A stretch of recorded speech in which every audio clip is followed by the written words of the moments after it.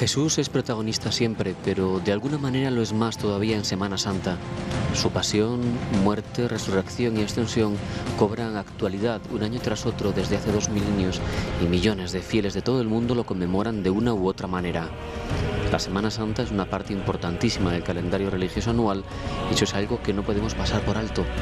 Por ello, y para tratar de religión, para seguir ahondando en Jesús y en su figura, vamos a hablar sin tapujos con uno de los mayores expertos en la reliquia más famosa de Jesús, en la síndone. Hablamos con el físico Nicolás Dittel.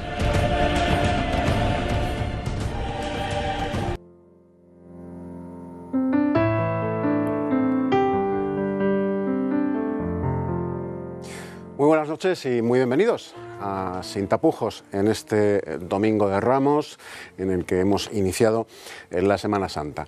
Vamos a abordar en el programa de hoy, junto a Nicolás Dittel, físico, profesor, uno de los científicos que más ha investigado sobre esa reliquia de la cristiandad, que es la Sábana Santa de Turín. Vamos a abordar no solo la Sábana Santa de Turín, buenas noches. Buenas noches, Nicolás, Eduardo. muy bienvenido, sino otras reliquias de la cristiandad y, por supuesto, la pasión y muerte de Jesús de Nazaret. Para empezar, Nicolás, yo creo que convendría, son muchos los televidentes, imagino que pues desconocen la historia de la Sábana Santa de Turín, esa reliquia de la cristiandad, sobre la que hay un debate científico y eclesiástico muy vivo desde hace muchos años. Pero comencemos por el principio, aunque esto parezca redundante. Comencemos por el principio.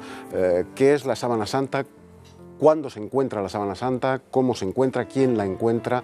Está en ella impresa la figura de un hombre crucificado, que, pues parece ser que es Jesucristo. Luego hablaremos, primero vamos a contar la historia y después pasaremos a los detalles científicos, a la peripecia, si me permites la expresión científica, el carbono 14, etcétera, que ha sufrido la Sábana Santa para verificar su autenticidad, la postura de la Iglesia, etcétera.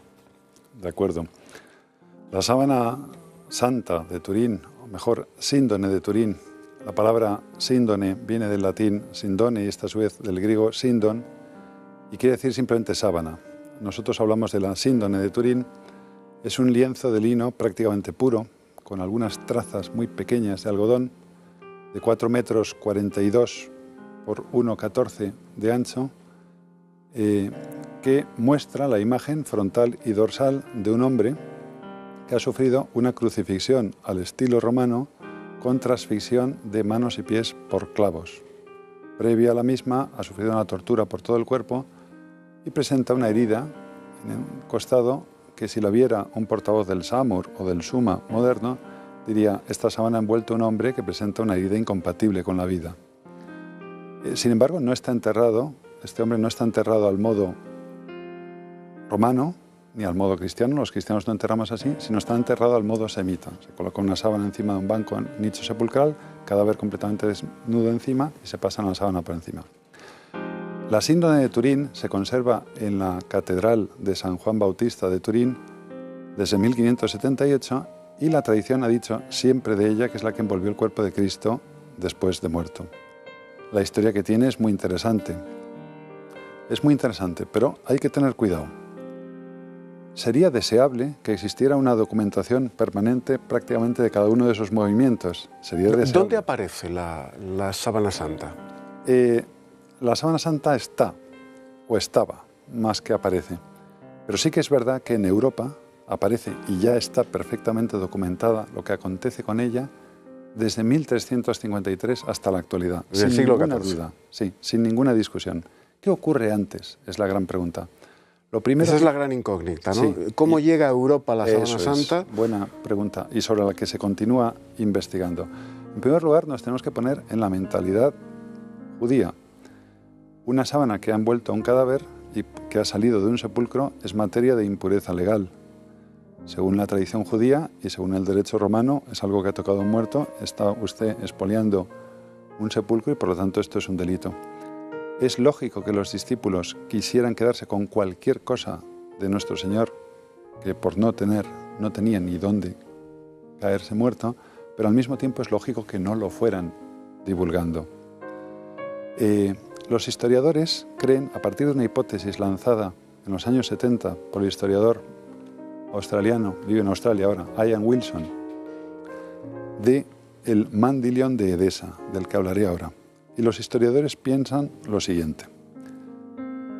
En la ciudad de Edesa, que está actualmente, es la ciudad turca de Sanli Urfa, en la esquina oriental de Turquía, es decir, ya cerca del Kurdistán, por lo tanto cerca de Irak, la ciudad de Edesa, que era la capital del reino de Osroen, el rey Abgar V, llamado Ukama, Ukama significa el negro, estaba enfermo de lepra y se curó al recibir una imagen del Señor. Los historiadores creen que esa imagen del Señor era la sábana que estaba doblada y dejaba ver el rostro. Y además piensan que así estuvo varios siglos. Por una razón evidente, la sábana muestra una imagen muy sutil de un hombre, frontal y dorsal, pero si solamente te fijas en el rostro, puesto que es una imagen que no se comprende o no se ha comprendido bien hasta la fotografía, que veremos luego, da la sensación de que es un hombre vivo, con los ojos abiertos y con heridas de sangre alrededor de la cabeza. Los historiadores creen que se conservó dejando ver solamente el rostro durante algunos siglos. Este rey se curó de la lepra al recibir esa imagen del Señor. Hay textos, distinta documentación en textos, con pequeñas variantes muy antiguos, recogidos por ejemplo en Eusebio de Cesarea en el siglo IV, que refieren historias anteriores que apuntan a estos hechos. Incluso apuntan a una correspondencia muy simpática entre el rey Abgar o Abagaro y Jesucristo. Sobre, he oído hablar muy bien de maestro, por favor, si pudiera venir a curarme porque estoy enfermo de lepra y tal. Incluso una correspondencia entre Abgar y... Era coetáneo de Jesucristo. Sí. En unas versiones dicen Jesucristo no puede ir, pero le escribe una carta, manda un emisario llamado Ananías, no puede ir, no le escribe la carta, pero lo que hace es deja la imagen de su rostro en una toalla o mandilión y se la envía. El caso es que este rey se cura de la lepra y se convierte al cristianismo, y con él todo su reino. Históricamente sabemos que el reino de Osroen, capital Edesa, es uno de los primeros reinos cristianos que hubo. Esto lo sabemos históricamente. Está datado. Está datado. Entonces, un hijo suyo no tenía descendencia y el trono pasa a otro descendiente lateral que abjura del cristianismo. Entonces, los que guardaban la imagen del Señor, el Mandilion de Edesa, temieron por su seguridad, tanto que la escondieron. La escondieron tan bien que cuando se murió el último que la había escondido, nadie sabía dónde estaba. Hasta que en el año 525, en una riada que asoló la ciudad de Edesa, dejó caer parte del lienzo de la muralla y se descubrió en un nicho, de forma, por cierto, muy parecida a como se descubrió la imagen de Nuestra Señora de la Almudaina en el año 1085 en Madrid, la patrona de la archidiócesis de Madrid, en la ciudad de Madrid, cuando en el año 1085 las tropas de Alfonso VI conquistaron la Alcazaba, no era mucho más de Madrid, antes de conquistar Toledo, el mismo año. Pues en el año 525 aparece, entonces se vuelve a venerar, tuvo intervenciones milagrosas, según refiere la leyenda, en asedios de los persas, y ahí empieza a haber documentación de este estilo de ella. En aquella época se habla del mandilión. Mandilión es como toalla de Edesa, o tetradiplon, es decir, doblado en 4, porque, repito, los historiadores piensan que era la sábana doblada de forma que solamente dejara ver el rostro, o aquerópita. Aquerópita en griego, no hecha por mano humana, es decir, una imagen extraña que no se parecía nada a lo conocido para que la denominaran aquerópita. Déjame que te introduzca, sí, Nicolás, ahí una digresión sobre precisamente la impresión de cómo se imprime el cuerpo de nuestro Señor Jesucristo en la sábana, su rostro. En el Vía Crucis, la Verónica alivia el rostro de Jesús con un paño, y queda impreso el rostro de Jesús en el paño de la Verónica, que no se llamaba Verónica, viene del latín, de la conjunción de la vera icono, la verdadera imagen, y de ahí bueno, pues que la tradición la bautizase, si me permites la expresión, con el nombre de Verónica, pero esta mujer piadosa no se llamaba Verónica, o sea, alivia el rostro de Jesús, el sudor, la sangre, el agotamiento, secándole el rostro, es una mujer piadosa, secándole el rostro en el Vía Crucis, y queda impreso de una manera milagrosa el rostro de nuestro Señor Jesucristo en el lienzo con el que la Verónica alivia su sufrimiento, o trata de aliviar su sufrimiento, que viene del latín, repito, vera icono, la imagen verdadera. ¿Es un proceso milagroso o es un proceso científico el de la sábana santa? Sobre la... creía que preguntabas sobre la Verónica. Sobre la Verónica, simplemente un comentario. Es una estación del Vía Crucis, es cierto, y se reza tradicionalmente, si bien en el Evangelio no dice nada de ella. Y es curioso porque en todo el occidente cristiano, a veces los cristianos de occidente llevamos una boina puesta de pensar que la Iglesia es un tema de esta esquinita de Europa, y la Iglesia en el siglo X hablaba griego perfectamente, y los santos padres son de esa zona, de ese extremo oriental del Mediterráneo. Entonces, en todo el occidente cristiano hay una tradición de la Verónica que no existe en el oriente cristiano. En cambio, en el oriente cristiano está la tradición del Mandileón de Edesa, que tiene muchos textos documentales diferentes que apuntan hacia esta historia del rey que he contado, y no saben nada de la Verónica. Nosotros pensamos que probablemente las dos tradiciones tengan algo de cierto, por supuesto, y tengan un origen común. Y es, ¿en qué momento se puede obtener una imagen del rostro del Señor que esté vivo, pero que muestre heridas de sangre, de objetos punzantes en la cabeza como consecuencia de la coronación de espinas? Que es, como he comentado hace un rato, que los historiadores creen que se conservó durante siglos la síndrome de Turín, doblada, de manera que solamente parecía una toalla de tamaño, se viera el rostro. Pues con la corona de espinas ya puesta en el camino y vivo en el camino de la cruz, nada más. Ahí la tradición occidental sitúa la piadosa acción de la Verónica, tradición que es desconocida en Oriente. Mientras que en Oriente hablan del Mandileón de Edesa, como pensando que es una toalla. Nosotros pensamos que tienen un origen común, y el origen es la sábana de Turín, doblada de manera que solamente dejara ver el rostro, porque si se despliega se ve una herida que cualquiera diría, un portavoz del SAMUR o un tipo que conociera las técnicas un médico forense, vamos. Un médico forense, o un tipo de la antigüedad que conociera las técnicas de combate de la Legión Romana, el mejor instrumento de combate de la antigüedad, que viera perfectamente, este es un golpe certero de muerte, aunque no supiera hematología.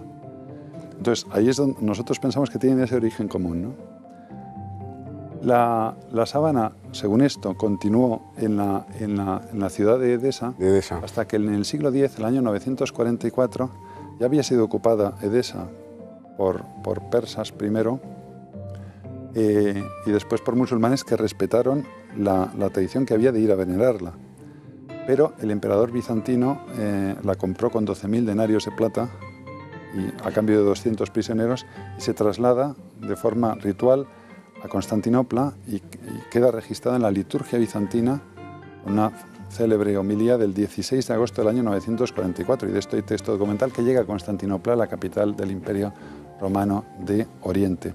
A partir de entonces se despliega y se venera probablemente todos los Viernes Santos en una capilla, en una iglesia, Santa María de Blaquerne, que había en el cuerno este de la forma que tiene la ciudad antigua de Constantinopla, hasta la Tercera Cruzada. Ahí está, y recibe visitas de personalidades extranjeras y refieren documentación, hasta la Cuarta Cruzada. La Cuarta Cruzada fue una cruzada anómala, porque los cruzados no llegaron a Tierra Santa ni a Egipto, como era su destino, sino que se quedaron en Constantinopla. Hubo un problema ahí con el transporte. Los venecianos, que ponían la mano... Problema de logística y de intendencia. La logística y la intendencia, diríamos modernamente. Los venecianos prestaron de aquella manera las galeras para trasladar a los francos, se asentaron en Constantinopla, sitiaron la ciudad durante unos meses, y el 12 de abril de 1204 la saquearon por completo, que estaba llena de tesoros y llena de reliquias. Y entonces hay cronistas de la Cuarta Cruzada que refieren todo lo que pasó allí, que fue tremendo, y que por cierto recibieron la excomunión del Papa, que siempre se oculta, pero así fue, y saquearon todo y se lo llevaban a sus castillos y sus iglesias de Europa. Parece ser que la sábana referida por el cronista Robert de Clary, que se veneraba en la iglesia de Santa María de la Carne, parece ser que salió de manos de Otón de la Roche, que estaba acuartelado, además, en torno a esa iglesia, un caballero borgoñón, y de ahí pasó al ducado de Atenas. Él fue duque de Atenas después. Hay una carta deliciosa del hermano del emperador bizantino reprochando a los cruzados el desastre que han hecho. Eso produjo un cierto resquemor entre orientales y occidentales que perdura hasta nuestros días. El rito oriental y el rito occidental. Se había producido la Iglesia Ortodoxa se considera descendiente del Imperio Bizantino, ¿no? Y entonces hay una carta de 1205 escrita al Papa Inocencio III diciendo de todo el desastre que por lo menos que no se vuelvan la sábana en la que fue envuelto nuestro Señor. Y aquí hay un vacío de unos 150 años hasta que aparece en 1353 perfectamente documentada en la Colegiata de Lirey, en Francia. Perfectamente documentada desde entonces para acá, pero hay un vacío en el cual se investiga. Ese periplo de 150 años se le pierde, por así decirlo, la pista. El rastro a la pero sábana. Aparece en Europa después, ¿no? Entonces hay distintas hipótesis sobre cómo pudo llegar a Europa. ¿Cuáles son? La hipótesis de Besançon, herida a los descendientes de Otón de la Roche. En la biblioteca municipal de Besançon, en el Franco Condado francés, pegado a Suiza, se conserva un manuscrito del 826 que refiere este detalle. Y es verdad que en Besançon hubo una copia, pero esa copia fue destruida en la Revolución Francesa, por lo tanto no es la sábana de Turín, porque fue destruida. La otra hipótesis, que está siendo más estudiada últimamente, la historiadora italiana Barbara Frale ha escrito 2 libros, por ejemplo, es la hipótesis de los templarios, en cuanto que era una orden militar, religiosa militar, que trasladaba objetos de valor de Tierra Santa a Europa y viceversa, y que muy probablemente pudo conservarla durante esos años, ¿no? Apareció la tapa de un arcón de madera en Templecombe, en un monasterio templario en Inglaterra, con el rostro sindónico muy parecido, nada más que en lugar de un círculo, en un cuadrado, muy parecido al rostro sindónico, ¿no? A la imagen del rostro sindónico. Y se estudia la hipótesis de que la tuvieran ellos. ¿Por qué? Porque en 1314 el rey Felipe el Hermoso, que es el que acaba con los templarios, condenando a la hoguera a Jacques de Molay y a Godofredo Charnay. Entonces, el último gran maestre de los templarios. El último gran maestre. En 1353, Godofredo de Charny, que puede ser una mala transcripción del Charnay, es el que dice: tengo una reliquia muy valiosa, conde de Lirey, que voy a tener aquí en la Colegiata de Lirey, que la he obtenido de buena lid, pero no puedo decir cómo. Si procediera de los templarios, el rey podría decir, queda requisada. Por lo tanto, la he ganado en buena lid, pero no puedo decir cómo la he obtenido. Y esa hipótesis apunta a que los templarios, que además eran acusados de adorar a un ídolo, sí. el adorar a un ídolo a lo mejor simplemente consistía en que veneraban la imagen de nuestro Señor, que apunta a que muy probablemente pudieron tenerlos ellos ese periodo de 150 años. A partir de entonces comienzan las exposiciones. Pues a la caída de San Juan de Acre, porque Jerusalén ya había caído antes. Jerusalén había caído en 1187, San Juan de Acre cae en 1291 y bueno, los templarios se dispersan como las demás órdenes militares. Los teutónicos ya habían salido hacia el Báltico. Los caballeros hospitalarios. Los caballeros hospitalarios van saltando de isla, ¿no? A Rodas, Malta, acaban en Roma, ¿no? Y entonces, durante ese tiempo comienzan las ostensiones para que sea venerada por el pueblo cristiano, el público en general, con tiranteces por parte de los obispos, pues doy permiso, no doy permiso, y termina en manos de una descendiente de ese Godofredo de Charny, Margarita de Charny, viuda, sin hijos, que tiene muchas presiones de la Colegiata de Lirey para que la devuelva. La conservaba en su castillo, había devuelto todo menos la sábana. Entonces se la cede a Ana de Lusignano, que era amiga suya, que estaba casada con Ludovico de Saboya, duque de Saboya. Se la cede porque le había ayudado en todo este asunto y pasa a ser propiedad de los Saboya. Al cabo de unos años arreglaron la situación jurídica con la Colegiata de Lirey. Y ha sido propiedad de la Casa de Saboya desde entonces hasta en 1453 es trasladada a Chambéry, que era la capital del Ducado de Saboya, que está en la Saboya francesa, en Chambéry, cerca de los Alpes, y es propiedad de la Casa de Saboya hasta 1983, en que Humberto II, el rey de Italia en el exilio, muere en el exilio y testamentariamente se lo cede a Juan Pablo II. Juan Pablo II, con buen criterio, se lo entrega a la Iglesia Católica diciendo aquello de los papas pasan, como bien hemos visto este año, la Iglesia Católica no. De manera que la Iglesia Católica es su actual propietaria desde hace 30 años, ¿no? Y el arzobispo de Turín su custodio. Entonces, en 1453 pasa a Chambéry, ahí le sorprende el incendio la noche del 3 al 4 de diciembre de 1532, un incendio terrible que deja 2 marcas que, afortunadamente, lejos de estropear la figura del hombre que nos interesa, parece más bien como si lo enmarcaran, porque quedan justamente a ambos lados. La delimita mucho más la figura. La delimitan mucho más, pero es donde se va primero la vista. Cuando ves cualquier imagen, cualquier fotografía de la síndrome de Turín, llama mucho la atención y destruyó parte del tejido. Se cosieron unos parches triangulares 2 años después del incendio para repararlos. Y ha estado ahí, le sorprendió el incendio hasta en 1578. Manuel Filiberto de Saboya. Manuel Filiberto de Saboya era primo hermano de Felipe II y uno de sus mejores generales. Es el que le resuelve la papeleta de San Quintín, batalla a la cual llegó Felipe II un par de días después y se hizo el célebre cuadro con armadura, uno de los pocos, si no el único cuadro con armadura de Felipe II. Y los 2 primos acuerdan conmemorar a San Lorenzo, cada uno en su ciudad. Felipe II construye el monasterio de San Lorenzo para enterrar a su padre y Manuel Filiberto, que andaba con menos fondos, lo que hace es cambiarle el nombre a una iglesia de San Lorenzo, sobre la que luego, con su dinero testamentario, se hizo en la catedral una cúpula, pero mientras tanto, en la Basílica de San Lorenzo, que la cúpula es del mismo arquitecto, Guarino Guarini, se conservó la síndone cuando llegó a Turín en 1578. ¿Cómo llega la síndone de Turín a la ciudad de Turín en 1578? Pues por presiones políticas y militares, Manuel Filiberto de Saboya, el duque de Saboya, había tenido que trasladar ya la capital del Chambéry, a un lado de los Alpes, de la Saboya francesa, a Turín, en el Piamonte italiano. Pero no se atrevía a trasladar la sábana, que tenía mucha veneración en esa parte de Francia, y no se atrevía. Y la excusa perfecta se la dio San Carlos Borromeo, arzobispo de Milán, que prometió peregrinar a ver la síndone si cesaba una epidemia de peste que asoló la ciudad de Milán. Cesó la epidemia y para cumplir la promesa, Manuel Filiberto dijo, pues sí, la traslado a Turín, facilito, esta hora y pico de autopista de Milán hoy día, facilito la peregrinación del arzobispo, que no era muy mayor, pero sí que estaba ya enfermo, que la visitara a Turín. Entonces llega a Turín en 1578 y no ha salido de Turín desde entonces, con excepción de la Segunda Guerra Mundial, que entre 1939 y 1945 fue trasladada secretamente al monasterio Montevergine, en Avellino, porque durante la Segunda Guerra Mundial la sábana de Turín tuvo muchas novias, que diríamos, ¿no?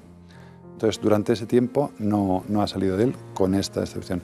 En los primeros años del siglo XVI, antes del traslado definitivo a Turín, sí que dio una vuelta por Vercelli, por el Piamonte italiano, ¿no? Entonces, durante esa época del siglo XVI-XVII, son frecuentes las ostensiones, exposiciones para que sean veneradas por el pueblo cristiano, siempre, normalmente haciéndolas coincidir con acontecimientos familiares de la Casa de Saboya, nacimiento del príncipe, del primogénito, una boda, etc. Hasta que en 1898, con motivo de la boda de Víctor Manuel III, que fue luego el rey de Italia en la época de Mussolini, se fotografía por primera vez. Entonces, al fotografiarla por primera vez y hacerle el negativo fotográfico, es cuando se vio una imagen mucho más clara y realista y comienzan los estudios científicos de la síndone de Turín, que hasta ese momento, por un lado, no eran posibles porque no había medios y por otro lado, nadie dudaba de lo que la tradición decía. Era la sábana que envolvió el cuerpo de Cristo. Hasta ese momento en el que se fotografía por primera vez en la larguísima historia de la síndone, se fotografía la sábana. El resultado de la fotografía, de la impresión fotográfica de la sábana, es tan llamativo que a partir de ahí comienzan los estudios científicos de la misma, que se desarrollan ¿cómo, Nicolás? Sobre todo a partir de los años 30, porque el fotógrafo que la fotografió en 1898 era un abogado turinés, fotógrafo aficionado, la fotografía estaba en sus inicios, y a este pobre hombre lo acusaron de todo cuando mostró sus resultados, pero de todo quiere decir de haber trucado el proceso del revelado, como esas postales que vemos de 1903 de la playa de la Concha que se ve en color, y dices, pero si no había fotografía en color, no, sí. Pero es que se le daba acuarela en el proceso. Pues y le acusaron de algo parecido y le hundieron su carrera, no de fotógrafo aficionado, sino de abogado turinés y honesto, que lo era. Y 30 años después un fotógrafo profesional, Giuseppe Enrie, director de una revista, con un notario y una comisión de 5 peritos levantando acta, repitió las fotografías, que por cierto de una calidad extraordinaria, se utilizan todavía en la investigación actual por lo buenas que eran. ¿Eh? Aquellas, por lo buenas que eran. Naturalmente en 1978 se hizo todo tipo de fotografías de gran calidad, pero las de 1971 son muy buenas. Y con el pobre Secondo Pia, muy mayor, que también estaba presente, obteniendo los mismos resultados.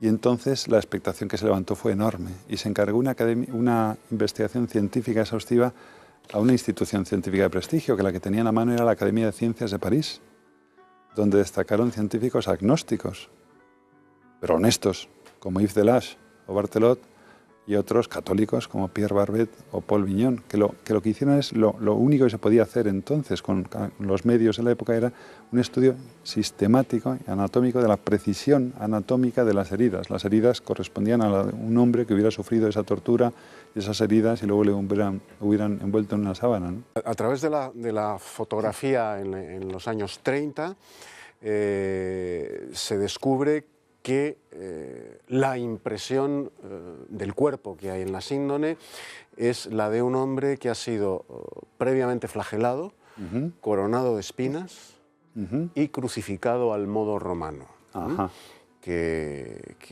es un modo especialmente cruel. Sí. De la crucifixión de los romanos, porque la crucifixión era un modo de tortura muy extendido en la cultura mediterránea. Los griegos también crucificaban, pero los romanos le introducen ese elemento perverso que son los clavos, porque los griegos crucificaban atando al condenado a la cruz y dejándolo morir a la intemperie. Roma introduce ese elemento verdaderamente atroz que es los clavos, los 3 clavos, el de los pies y el de los 2 brazos. Y esa es la impresión que hay en la sábana y que se descubre a través de la fotografía. La flagelación previa, la coronación de espinas y la crucifixión, además de la herida costal. Eso es. Dada con precisión de profesional, de militar, de un legionario veterano, avezado, de una herida dada a propósito para causar una muerte inmediata.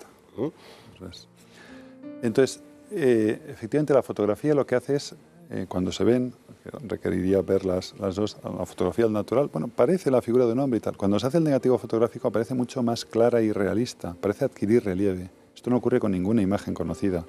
Ya es un objeto arqueológico único en su género, una sábana mortuoria que conserva la imagen frontal y dorsal de un señor, de un hombre, pero que para interpretarla adecuadamente haga falta hacer el negativo fotográfico, esto no pasa con ninguna imagen conocida. Entonces ahí se aprecian mucho mejor detalles como estos que refieres.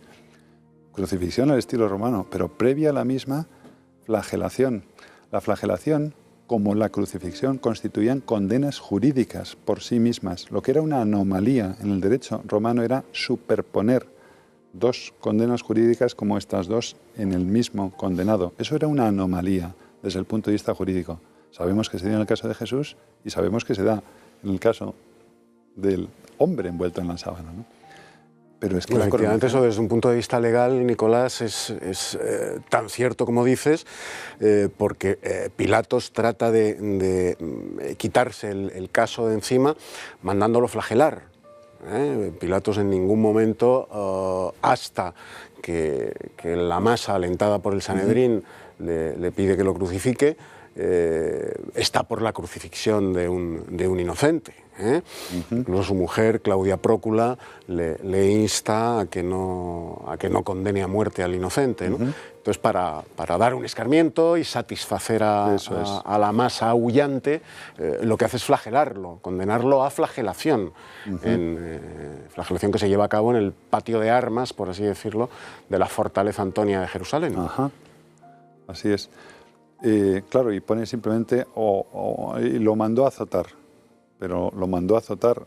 Los instrumentos romanos que se utilizaban para azotar a alguien, según fuera romano o no lo fuera, porque no es lo mismo una vara o bastón para atizar a un desertor de la legión que el flagelo.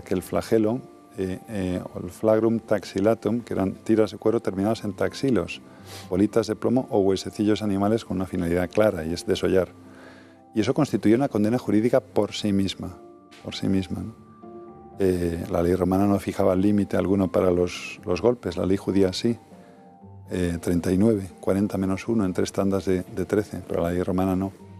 En el hombre de la sábana se aprecian en total 600, 700 escoriaciones producidas por un objeto parecido al de las pesas halterofilia de los circos del siglo XIX, de este tamaño, que resultan coincidir exactamente con un flagrum o flagellum, de ahí viene la palabra flagelación en español, taxilatum, descubierto en las excavaciones Herculano, que es la ciudad que está al lado de Pompeya, que resultó sepultada con Pompeya el Vesubio, con la época de Tito. Explotó el Vesubio en el año 79, eso es. Siendo Tito emperador de la dinastía Flavia. Que había tomado Jerusalén 9 años antes. Y coincide exactamente. Entonces, era una condena jurídica, pero independiente de la crucifixión. Sin embargo, la coronación de objetos punzantes por la cabeza no se corresponde con ninguna condena jurídica romana, ¿no? Y los romanos para eso sí que eran celosos con su... Eran muy estrictos. Muy estrictos. Por ejemplo, en los Hechos de los Apóstoles podemos leer, lo leeremos ahora en Pascua, podemos leer que a San Pablo, después de azotarlo varias veces en la cárcel, 2 o 3 naufragios, palizas, robos, de todo, ya un gobernador de la zona, todo el asemeno se harta ya de él y dice, venga, que lo crucifiquen. San Pablo hace y saca un pasaporte romano, dice, soy ciudadano romano. Joder, es verdad, dice él, bueno, venga, que lo azoten por enésima vez y lo suelten, y se fue tan contento por haber evitado la cruz. Es un detalle de los Hechos de los Apóstoles que prueban que los romanos eran muy celosos con su derecho. Solamente se crucificaban los criminales más abyectos, la peor escoria de los pueblos sometidos, ¿no? Pero en este crucificado hay una superposición de 2 condenas jurídicas. Solo había, si me permites, Nicolás, un caso de crucifixión en los romanos que era la alta traición de un ciudadano romano. Sí podía llegar a acabar en la cruz. Cuando se perpetraba un delito de alta traición a Roma, al Estado, podías, siendo ciudadano romano, acabar en la cruz, pero solo y exclusivamente en ese caso. Porque al principio, ya sabes que a los traidores se los arrojaba desde la roca Tarpeia, en Roma, se los arrojaba al vacío. Y posteriormente la cruz efectivamente era solo para esclavos, no ciudadanos romanos, criminales de pueblos sometidos, bárbaros y los criminales más abyectos. Pero solo se utilizaba, y se utilizó muy pocas veces, la crucifixión en el caso de un ciudadano romano por delito de alta traición, una vez que cayó en desuso el arrojarlos desde la roca Tarpeia en Roma. Muy bien.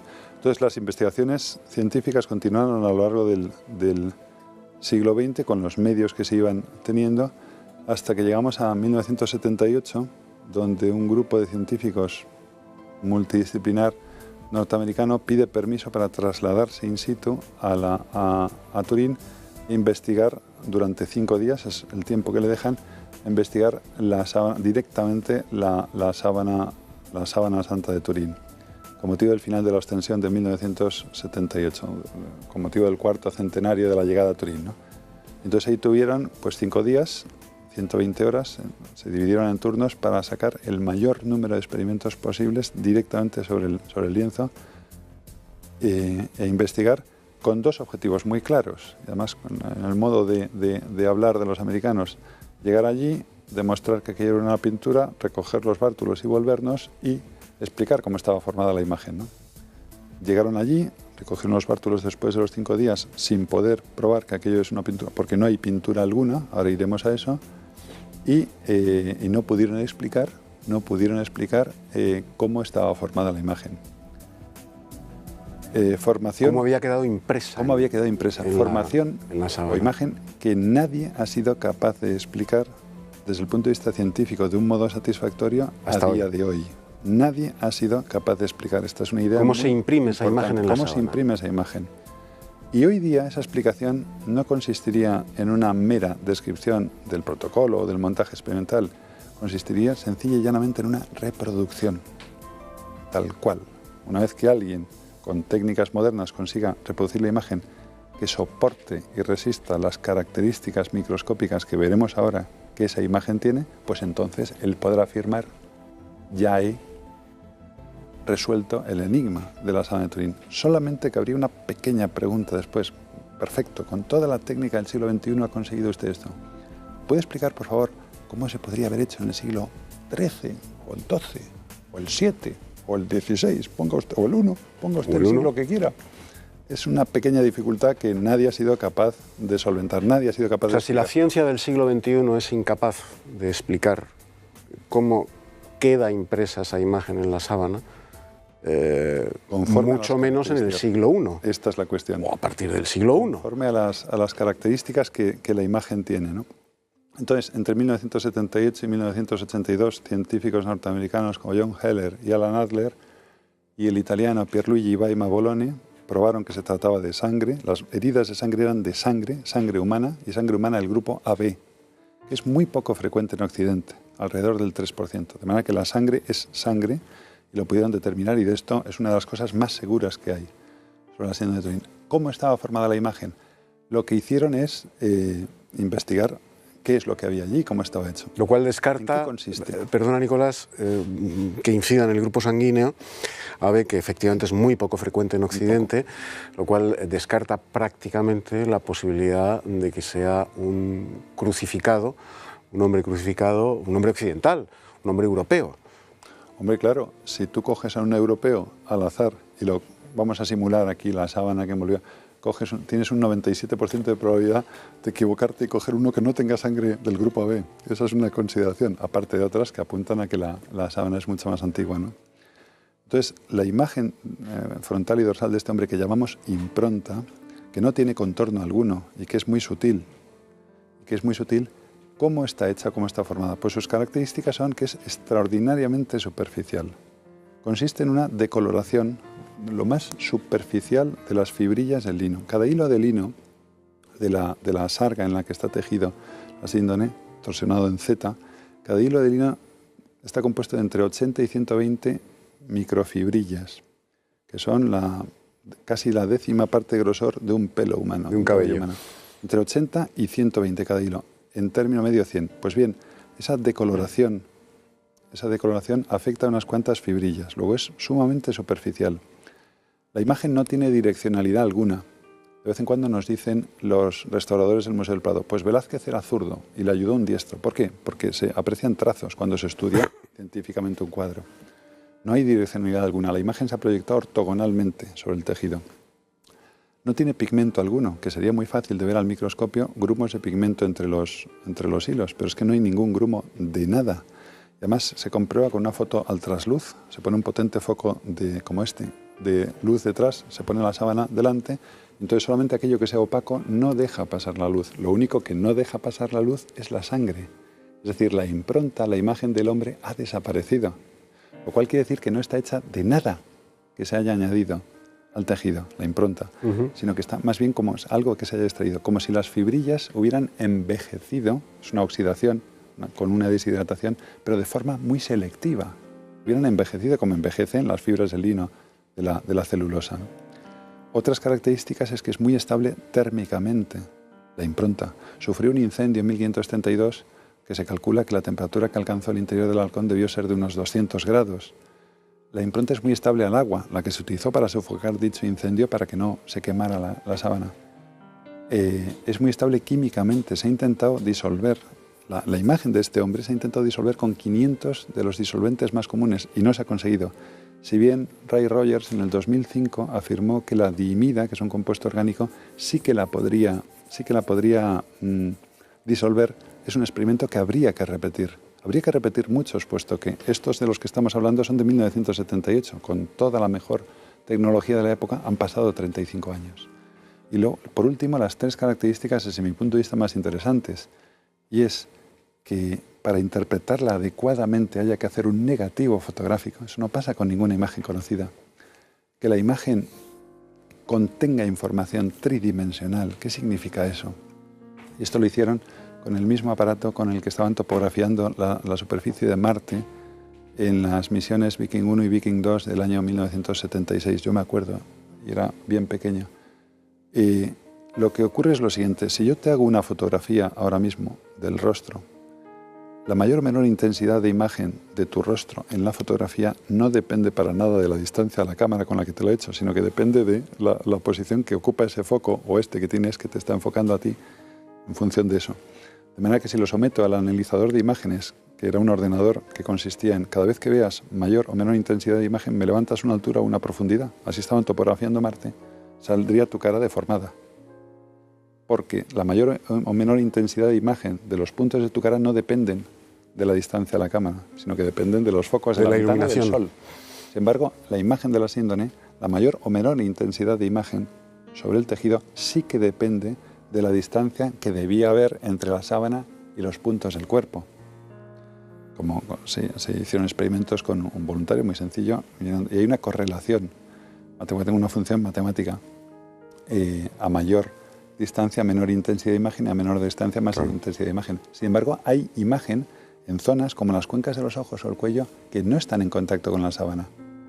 La imagen no se formó por contacto. Claro, porque la síndone cubre el cuerpo del crucificado sin que se ciña al cuerpo. Si yo me tumbo y se me pone una sábana encima, pues sí, las rodillas probablemente toquen la sábana, la frente y mi barba.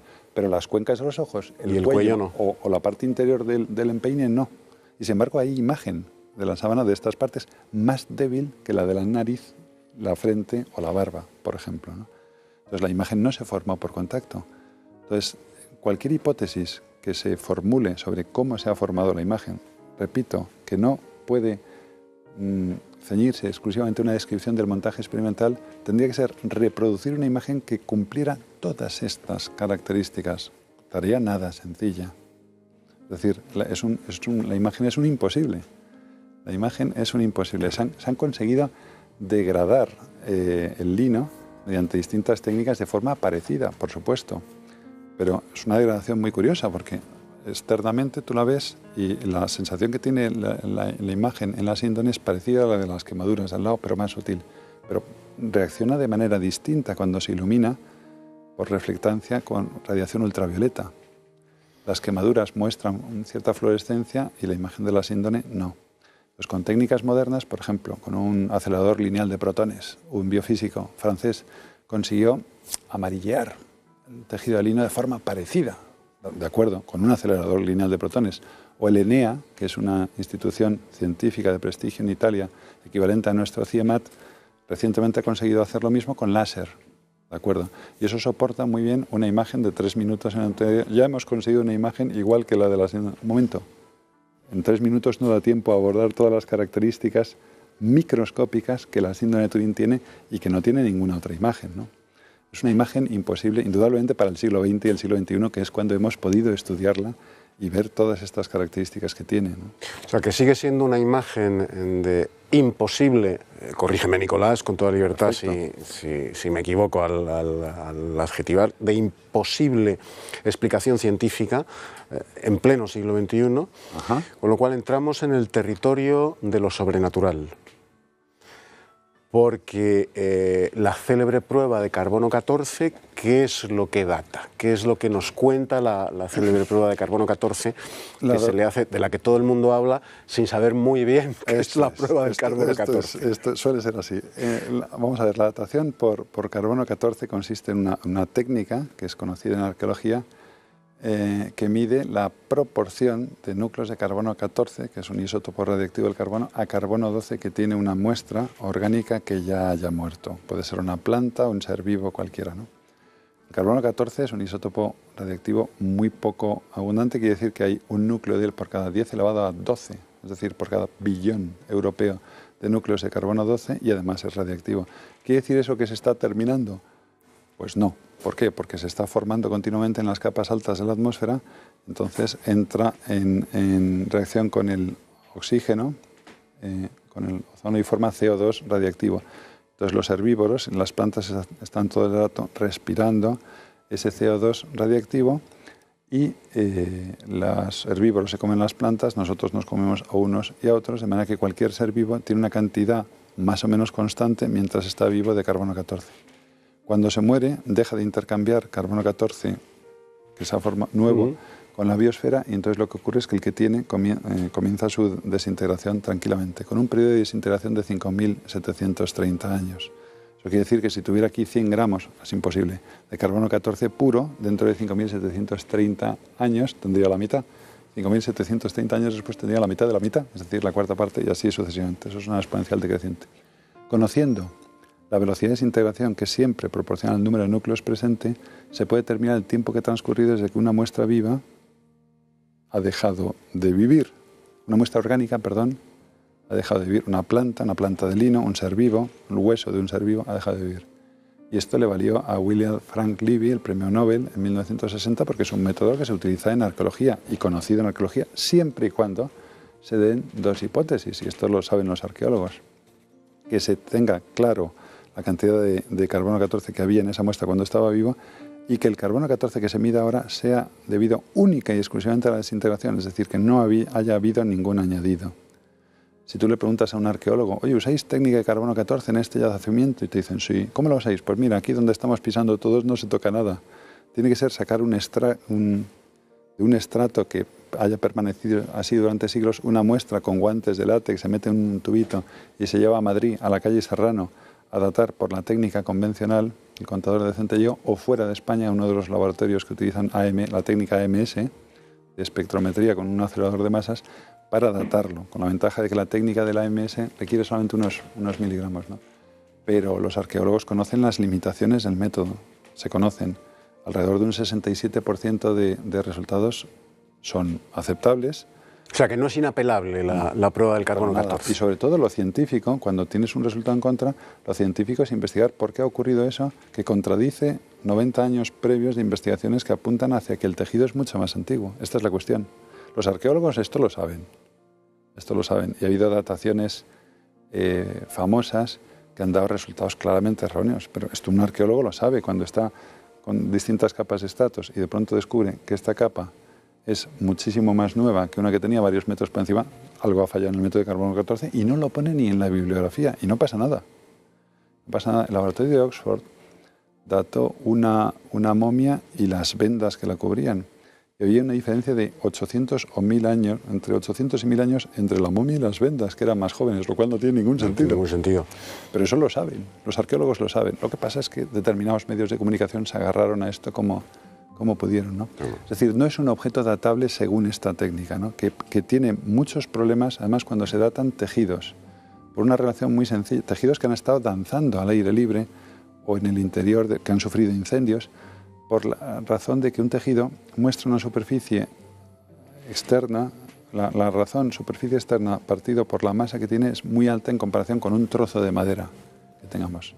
Con todo, la datación de carbono 14 se utiliza en arqueología y en un momento dado puedes coger un trocito de una viga de madera y te puede decir si la iglesia es mozárabe, visigoda, y estamos hablando de 100, 200 años arriba, y da un buen resultado, pero este objeto no es datable conforme a esa técnica. O sea, que no es inapelable en absoluto, ni infalible la prueba del carbono 14 que se le hizo a la sonda. La comunidad científica no da esos resultados. No es que se hicieran mal, sino que no da esos resultados como definitivos, ni mucho menos, ¿no? Porque además sitúa, si yo recuerdo bien, sitúa el cuerpo impreso del hombre que fue crucificado entre los siglos XIII y XV, ¿no?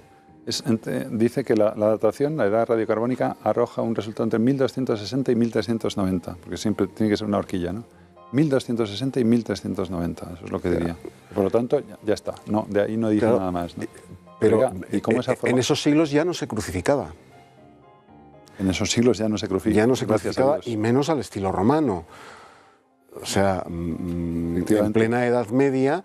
tendría que ser que alguien hubiera cogido y hubiera reproducido. Tendría que ser una cosa muy, muy rocambolesca, y aún así se elaboran teorías muy rocambolescas para intentar colocar a alguien, algún falsario que tuviera una intención de engañar por esa época, ¿no?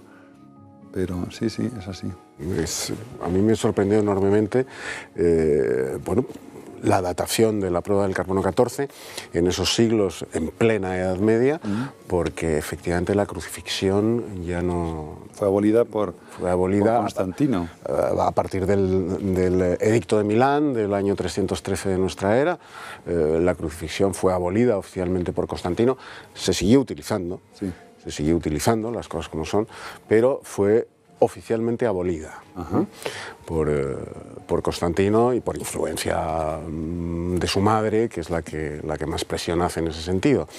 Entonces, es desconcertante la prueba de carbono 14 con toda la aureola que tiene de método científico irrebatible, inapelable, para los profanos, quiero decir, no para los científicos como vosotros. Pero es que no lo es. Pero esto los arqueólogos lo saben sin ningún problema.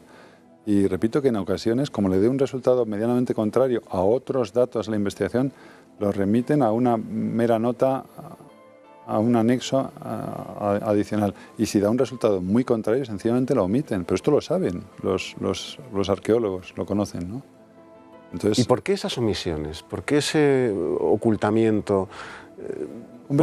Por el deseo de no enfrentarse, como te mencionaba yo antes, Nicolás, a un posible hecho sobrenatural. Claro, porque el tema de la sábana santa es un tema muy molesto y muy incómodo. Vamos a ver, para las personas que no tenemos ningún problema en pensar que ciencia y fe no pueden tener colisión alguna, pues son obra del mismo creador, no nos causa el más mínimo problema. Sabiendo además que la Iglesia ha dado miles de santos que han vivido cristianamente y muerto sin tener ni noticia de este asunto. Eso es lo importante, ¿no?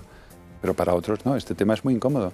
Aquellos que venían diciendo, los cientifistas del siglo XIX, la ciencia acabará con todos los mitos, pues perdón, aquí a lo mejor tiene alguna cosa que explicar. ¿Qué dice ahora la ciencia del siglo XX ante este resultado que la tradición venera desde hace siglos como otra cosa? Y esto les incomoda a ellos, les incomoda mucho.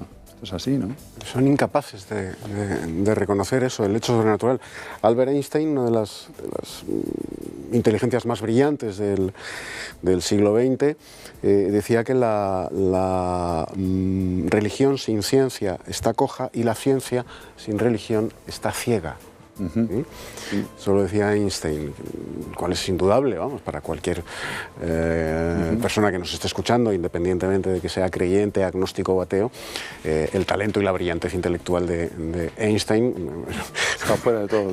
Es inapelable. Don Alberto, le llamamos respetuosamente en la facultad. Los físicos le llamáis Don Alberto. Don Alberto, respetuosamente. Entonces, ¿por qué no enfrentarse científicamente cuando no hay una prueba concluyente desde el punto de vista científico sobre la sábana santa, sobre la síndone? ¿Por qué esa cerrazón de los científicos, de muchos científicos, de no querer aceptar, de descartar algo que no debe hacer nunca un científico, descartar una hipótesis, un prejuicio una posibilidad? A científico, ¿no? Sí. El hecho sobrenatural. O sea, por el personaje al cual remite. No me resisto en este punto a transcribir una frase de nuestro compañero Francisco Ansón, que publica en uno de sus libros, y por eso hay que citarle, que es muy buena, que dice: la sábana santa de Turín constituye un motivo de credibilidad de tal fuerza que enfrenta al que la conoce con la veracidad de la pasión, muerte y resurrección de Jesús de Nazaret, confirmando la autenticidad de los evangelios, implicando un compromiso personal con el mensaje y doctrina cristianas que se revelan verdaderos. Es decir, hasta aquí la cita, si estuviéramos hablando, y perdón por el ejemplo, de los calzoncillos de Tutankamón, estarían perfectamente dobladitos en una vitrina de cristal en el Museo Británico, claro. Y la gente pasaría y diría: ah, mira, qué curioso, los calzoncillos. Y continuaría por el Museo Británico con toda paz, sin dudar ni un momento de si son o no son los calzoncillos de Tutankamón, que por cierto no se duda de nada de lo que se ve en los museos. Por desgracia, hoy día hay gente que no duda de nada de lo que oye en un telediario o de lo que lee en Internet, que es mucho peor. Porque tanto si son como si no son, ese día dormiríamos en el hotel, estamos en Londres, tan ricamente. Pero amigo, estamos hablando de la que muy probablemente, y esto es cuantificable científicamente, es la sábana que envolvió el cuerpo de Cristo después de muerto. Y si esto es verdad, como parece, a lo mejor es verdad el resto. Y si es verdad el resto, a lo mejor tengo que cambiar mi vida esta tarde mejor que mañana. Y eso claro que me golpea y me interpela y no me deja indiferente como los calzoncillos de Tutankamón en el Museo Británico. Eso, claro que me interpela y me golpea. El personaje al cual remite. El personaje al cual remite lo que dice la tradición de este objeto arqueológico desde hace siglos. Eso indudablemente no me deja indiferente y es incómodo. Mientras que los calzoncillos de Tutankamón no afectan a mi vida para nada, si son o si no son, que por cierto no se duda. Este es el kit de la cuestión y no nos engañemos, ni datación de carbono 14 ni gaitas. Este es el núcleo de la cuestión, el personaje al cual remite. En los años 70 se descubrió al norte de Macedonia, Macedonia de Grecia, no el país de Yugoslavia, se descubrió una tumba de un señor rico, poderoso, joyas, con una herida aquí en el ojo. Al día siguiente, descubierta la tumba de Filipo de Macedonia, sin dudar ni un ápice, pero es que no se miró más. No se miró más, porque tanto si es la tumba de Filipo o no, pues no afecta para nada, ¿no? Vivimos las reliquias, lo que hay que hacer con ellas es estudiarlas, investigarlas, con rigor científico y sin miedo a la verdad. Vivimos una época en que una ideología dominante muy fuerte nos está diciendo, como somos tolerantes, no tenemos más remedio que toleraros en vuestras creencias, sabiendo, por supuesto, siempre y cuando se mantengan en el ámbito privado, sabiendo que se basan en mitos y no en hechos que han sucedido realmente. Y los católicos, los cristianos en general y católicos en particular, por desgracia hemos enmudecido ante tal presión. Los cristianos que creemos en hechos que sí que han sucedido realmente, como es la resurrección de Jesucristo, que celebraremos la semana que viene, ¿no? Reliquia complementaria, porque ya tenemos poco tiempo seguro. Sí, tenemos que terminar, Nicolás.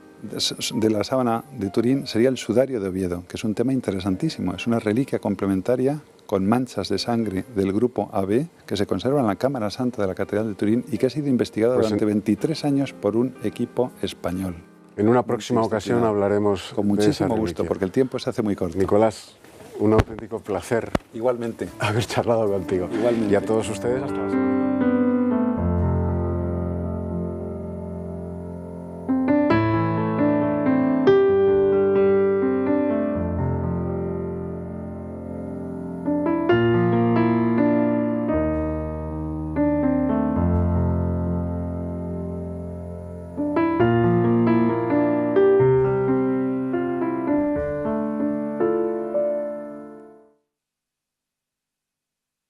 De forma, por cierto, muy parecida como se descubrió la imagen de Nuestra Señora de la Almudaina en el año 1085 en Madrid, la patrona de la Archidiócesis de Madrid y la ciudad de Madrid, cuando en el año 1085 las tropas de Alfonso VI conquistaron la Alcazaba, no era mucho más de Madrid, antes de conquistar Toledo, el mismo año.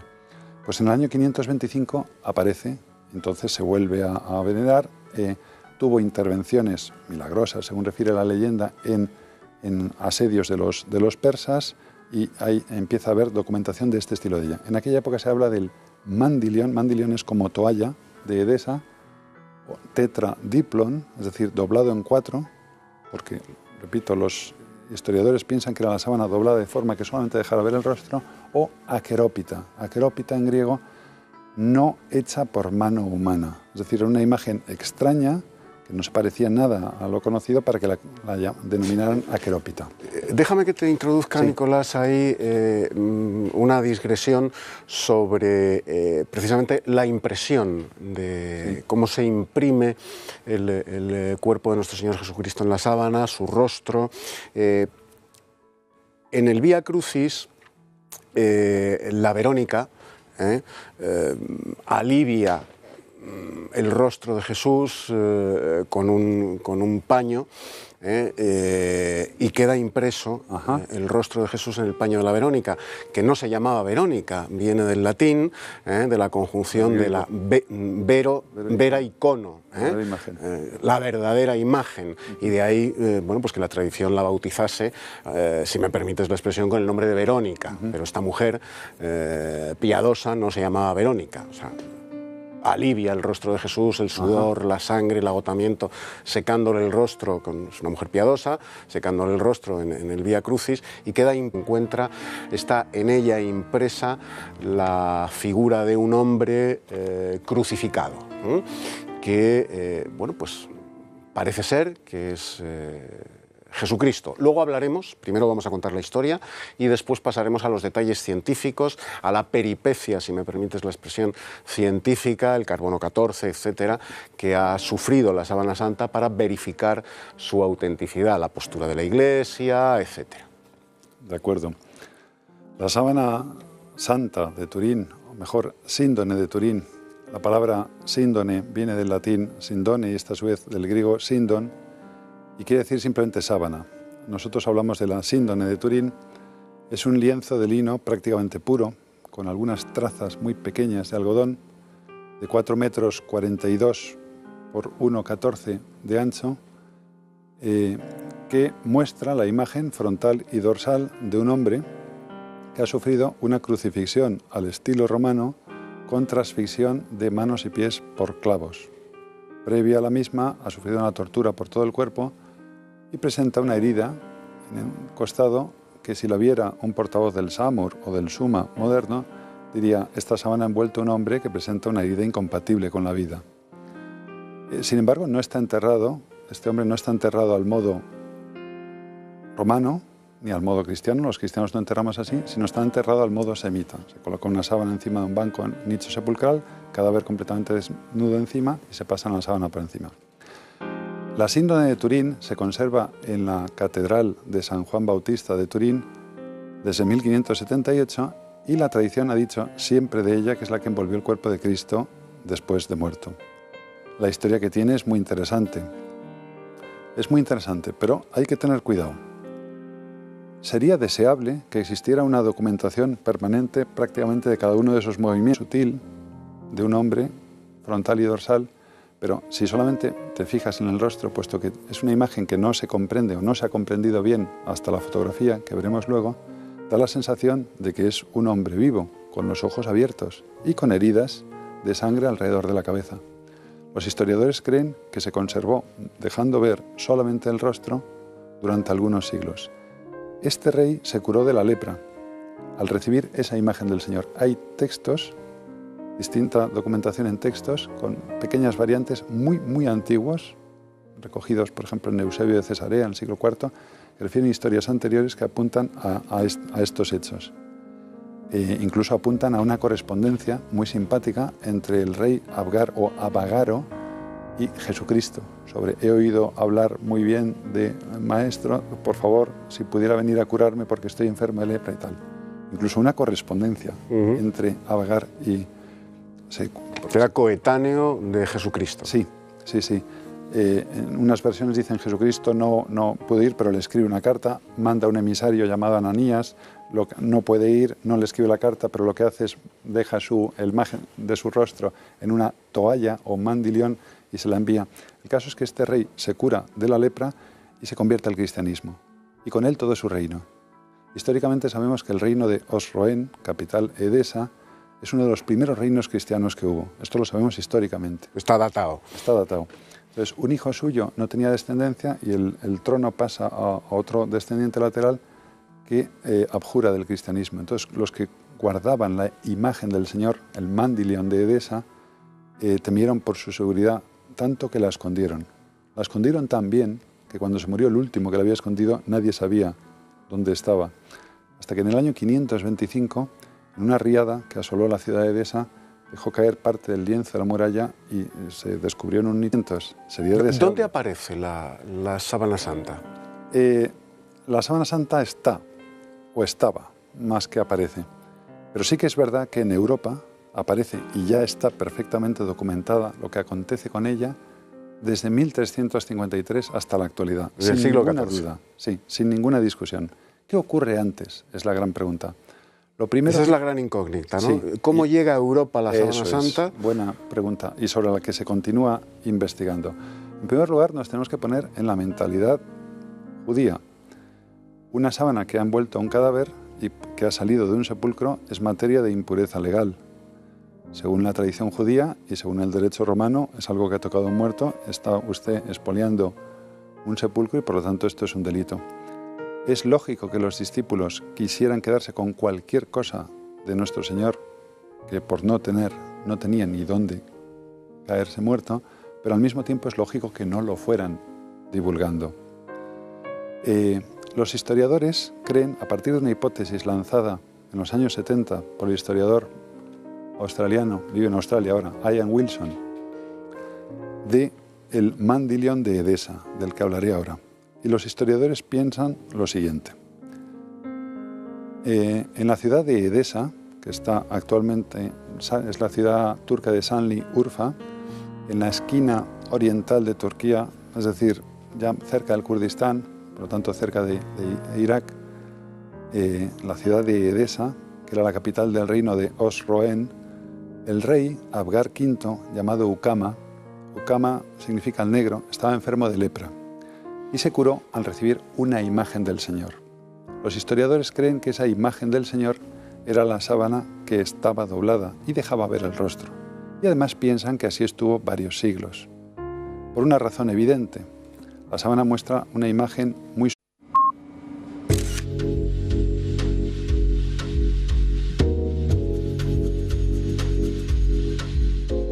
Jesús es protagonista siempre, pero de alguna manera lo es más todavía en Semana Santa. Su pasión, muerte, resurrección y ascensión cobran actualidad un año tras otro desde hace 2 milenios y millones de fieles de todo el mundo lo conmemoran de una u otra manera. La Semana Santa es una parte importantísima del calendario religioso anual y eso es algo que no podemos pasar por alto. Por ello, y para tratar de religión, para seguir ahondando en Jesús y en su figura, vamos a hablar sin tapujos con uno de los mayores expertos en la reliquia más famosa de Jesús, en la síndone. Hablamos con el físico Nicolás Dittel.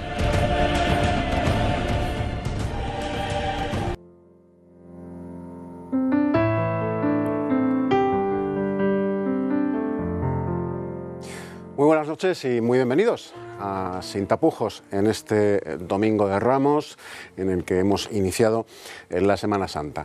Vamos a abordar en el programa de hoy, junto a Nicolás Dittel, físico, profesor, uno de los científicos que más ha investigado sobre esa reliquia de la cristiandad, que es la Sábana Santa de Turín. Vamos a abordar no solo la Sábana Santa de Turín, buenas noches. Buenas noches, Nicolás, Eduardo. muy bienvenido, sino otras reliquias de la cristiandad y, por supuesto, la pasión y muerte de Jesús de Nazaret. Para empezar, Nicolás, yo creo que convendría, son muchos los televidentes, imagino que bueno, pues desconocen la historia de la Sábana Santa de Turín, esa reliquia de la cristiandad sobre la que hay un debate científico y eclesiástico muy vivo desde hace muchos años. Pero comencemos por el principio, aunque esto parezca redundante. Comencemos por el principio. ¿Qué es la Sábana Santa? ¿Cuándo se encuentra la Sábana Santa? ¿Cómo se encuentra? ¿Quién la